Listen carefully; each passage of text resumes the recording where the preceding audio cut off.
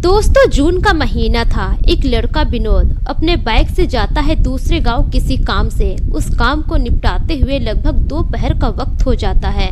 उधर से लौटते वक्त इतनी ज़्यादा उसे गर्मी लगती है, इतनी ज़्यादा धूप होती है कि वो एकदम से थक जाता है। उसे पानी प्यास लगती है। एक घर के बाहर बहुत बड़ा नीम का पेड़ था। अब वहीं पर अपनी गाड़ी को रोकता है। वहाँ पर बैठने के लिए चबूतरा भी बना हुआ था। गाड़ी साइड में रख के वहीं पर बैठकर वो आराम करता है। सामने जो घर होता है वहाँ की खिड़की से एक लड़की झांक कर देखती है तो एक लड़का वहाँ पर बैठा हुआ होता है। अब उसी लड़की से विनोद एक लोटा पानी मांगता है पीने के लिए। वो लड़की अंदर से एक लोटा पानी लेकर आती है, लेकिन जैसे ही लड़के के करीब जाती है और पहले ही नज़र जब उस लड़के को देखती है, कहीं ना कहीं उस लड़की को उस लड़के से प्यार हो जाता है। दोस्तों, उसके बाद वहाँ पर जो कुछ भी होता है वो बहुत ही रोचक होता है, बहुत ही अद्भुत होता है, जिसे आप सोच भी नहीं सकते कि आखिर ऐसा भी हो सकता है। तो दोस्तों, आइए जानते हैं पूरी कहानी इस वीडियो में। पर वीडियो में आगे बढ़ने से पहले आप सभी से एक ही रिक्वेस्ट है कि वीडियो को लाइक कर दीजिए और चैनल को भी सब्सक्राइब कर दीजिए ताकि मेरा हौसला बढ़ता रहे। दोस्तों, मेरा नाम है तबस्सुम खातून और आप सभी का मेरे चैनल पर स्वागत है। दोस्तों, बिहार के एक छोटे से गांव में विनोद अपने परिवार के साथ रहा करता था। विनोद की शादी को लगभग कई साल गुजर गए थे, लेकिन शादी के 1.5 साल के बाद ही विनोद की पत्नी की किसी बीमारी की वजह से मौत हो जाती है। पत्नी के मौत के बाद वो सदमे में चला जाता है, अपनी पत्नी को भूल ही नहीं पाता है। धीरे धीरे किसी तरह से समय गुजरता है। वक्त के साथ साथ धीरे धीरे उसका जो घाव था वो भरने लगता है। अब एक दिन की बात है कि जो विनोद के पिता थे वो विनोद से कहते हैं कि बेटा, बगल के गांव में जो राम बाबू काका है उन्होंने हमारी भैंस खरीदी है जिसका पैसा बकाया रह गया है। तुम जाओ बाइक लेकर और पैसे लेकर आओ। अब जो विनोद था वो भी पिता से कहता है कि ठीक है पिताजी, मैं अभी निकलता हूँ। जून का महीना था, बहुत ज़्यादा गर्मी थी। बाहर इतनी ज़्यादा धूप थी कि सड़क पर कोई दिखाई भी नहीं देता था। सुबह के 11 बजे के करीब ही इतनी ज़्यादा धूप थी। विनोद अपना बाइक निकालता है और वो दूसरे गांव चला जाता है। वहाँ पर जो भी पैसे बकाया था वो लेता है। तभी उसको ख्याल आता है कि इस गांव में तो उसका दोस्त भी रहता है।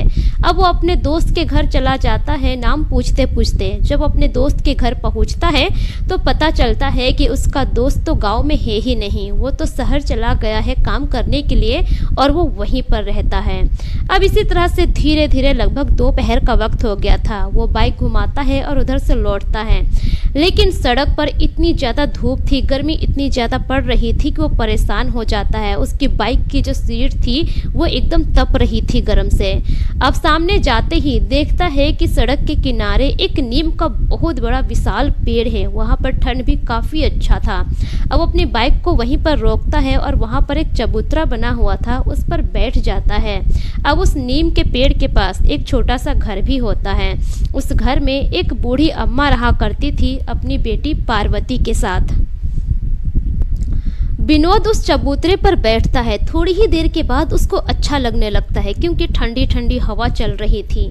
थोड़ी देर के बाद जो पार्वती थी अपने घर का खिड़की खोलती है और बाहर देखती है तो एक आदमी बैठा हुआ था। अब वो वहीं से आवाज़ लगाती है कि आप कौन हैं और यहाँ पर क्यों बैठे हुए हैं।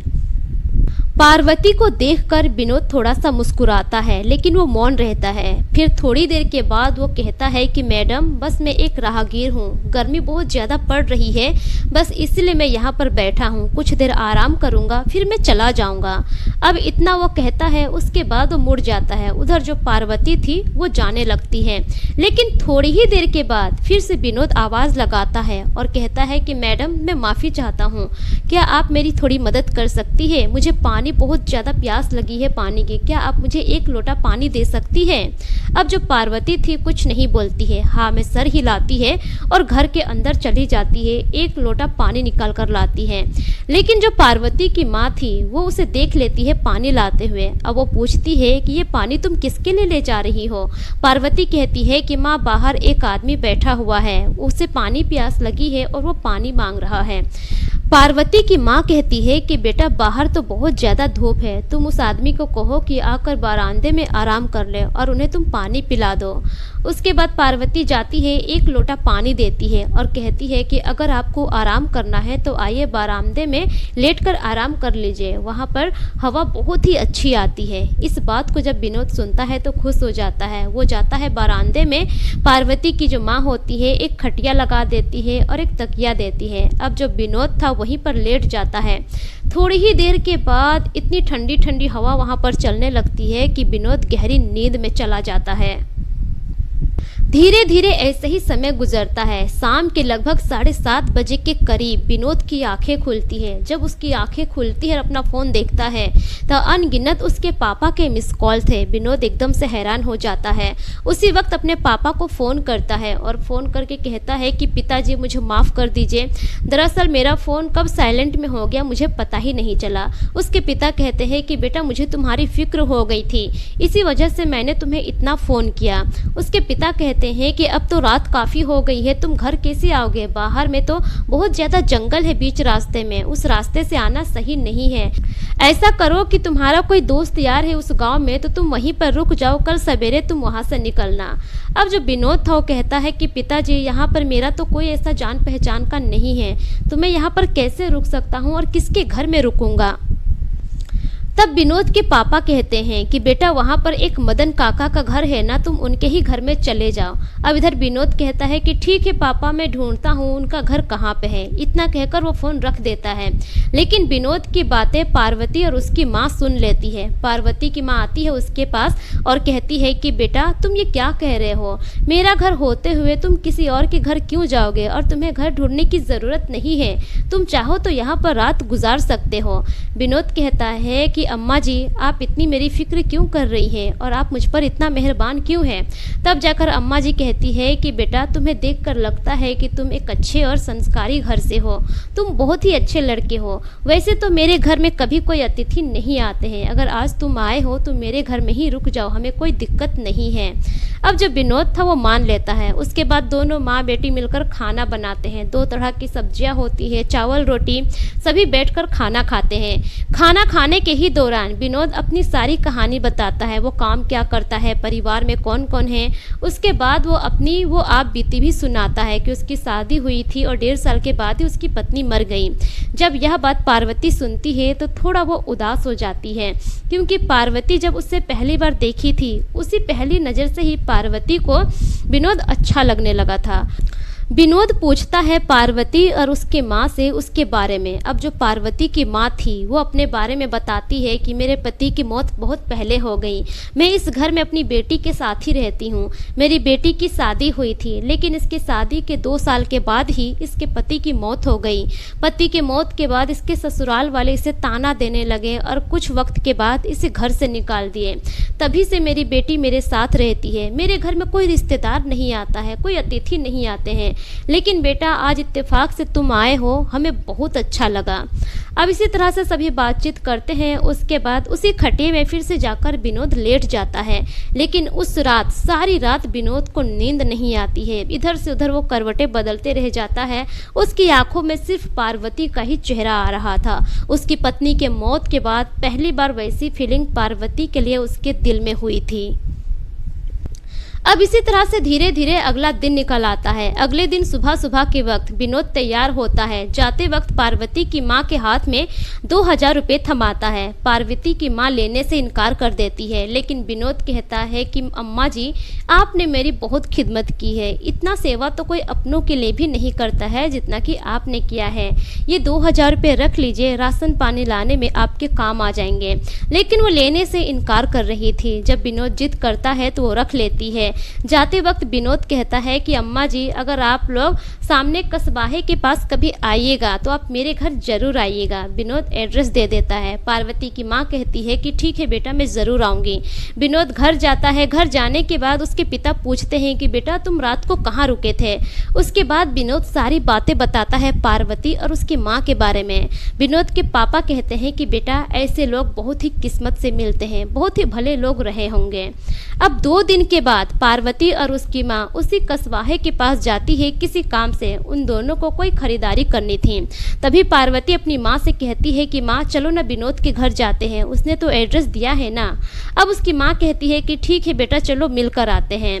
पार्वती और उसकी माँ जाती है विनोद के घर। विनोद काम कर रहा होता है। जैसे ही वो पार्वती उसकी माँ को देखता है एकदम से खुश हो जाता है। उसी वक्त सामने आता है, अंदर ले जाता है। विनोद के पापा जब पूछते हैं कि बेटा ये लोग कौन हैं, तब जाकर विनोद बताता है कि पापा यही वो लोग हैं जिनके घर में मैं रुका था। जब विनोद के पापा पार्वती को देखते हैं तो वो बहुत खुश हो जाते हैं, क्योंकि पार्वती सिंपलिसिटी में ही बहुत खूबसूरत और संस्कारी लग रही थी। चाय नाश्ता करते हैं। विनोद के पापा कहते हैं कि बहन जी आज रुक जाइए, यहाँ कल चले जाइएगा। लेकिन पार्वती की माँ कहती है कि घर में जानवर बंधा हुआ है, अगर नहीं गए तो दिक्कत हो जाएगी, रात को अगर चोरी वगैरह हो गया तो फिर क्या करेंगे, तो इसीलिए जाना जरूरी है, फिर कभी आ जाएंगे। इतना कहकर वो लोग चले जाते हैं।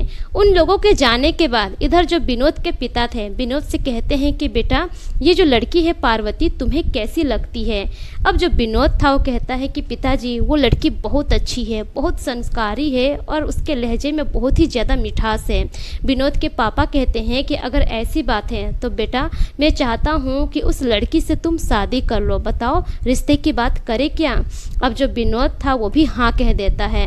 उसके बाद उसके पापा कहते हैं कि ठीक है बेटा 4 दिन बाद वहाँ पर जो मेला लगने वाला है उस मेले में जाओ, इसी बहाने तुम उसके घर में जाना और उसकी माँ से तुम उसकी बेटी का हाथ मांग लेना।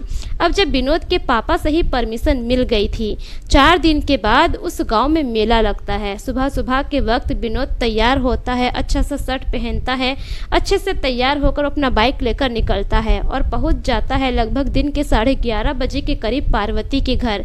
जब पार्वती और पार्वती की माँ देखती है विनोद को तो बहुत खुश हो जाती है। सारा दिन वहीं पर विनोद रहता है। शाम के वक्त पार्वती और उसकी माँ को लेकर वो जाता है मेले में, बहुत सारी चीज़ें खरीदता है, घूमता फिरता है। विनोद को बहुत अच्छा लगता है।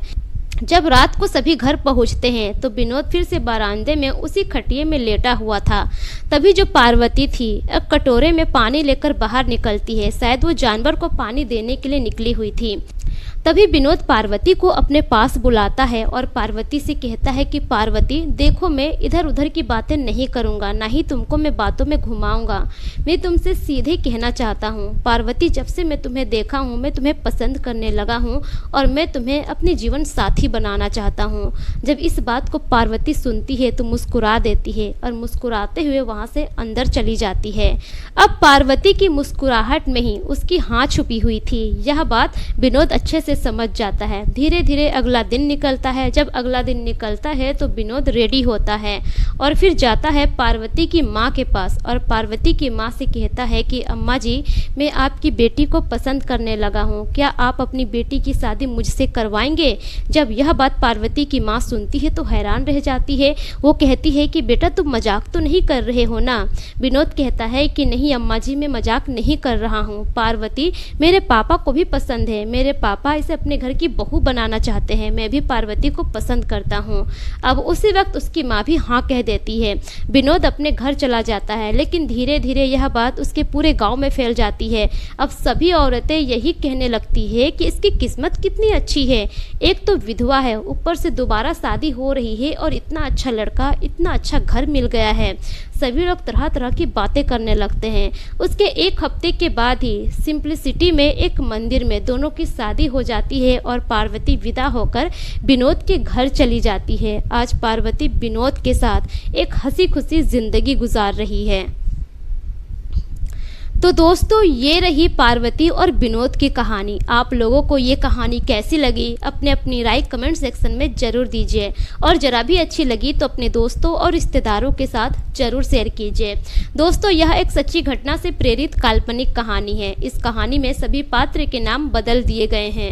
मेरा मकसद किसी के भी भावनाओं को ठेस पहुँचाना नहीं है, बल्कि मेरा मकसद आप सभी को सतर्क करना है, जागरूक करना है, ताकि आप अपना और अपने फैमिली का ख्याल रख सकें। मिलेंगे फिर एक नई कहानी के साथ, तब तक के लिए शुक्रिया। जय हिंद।